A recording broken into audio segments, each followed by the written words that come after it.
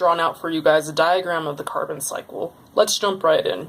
Carbon starts in the atmosphere and is taken up by the ocean surface by diffusion. This is a two-way road as some of the carbon dioxide from the ocean is diffused back into the atmosphere. The ocean also receives carbon by photosynthesis of phytoplankton. Carbon gets into fish because the fish eat the phytoplankton from the food web. The rest of the carbon from the phytoplankton sinks into the deep ocean by ocean currents and reaches the deep ocean sediment, which is composed of decomposed coral, shellfish, and rock. This carbon then reaches the sedimentary rock of the geosphere through the rock cycle. Some of these sedimentary rocks are eroded and they release some of their carbon back into the ocean. The remaining sedimentary rock is used to make fossil fuels, which are stored in the geospheric reservoirs.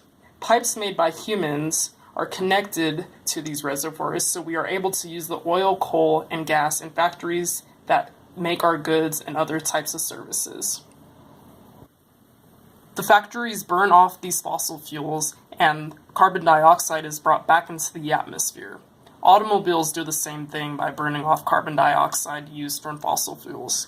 Returning to the start, plants in the biosphere get carbon from photosynthesis, just like the phytoplankton in the ocean. Animals eat these plants and receive some carbon in the plants by the food web. The rest of animal carbon is received through the atmosphere via respiration. They breathe in some carbon and expel a lot of CO2, which is brought back into the atmosphere.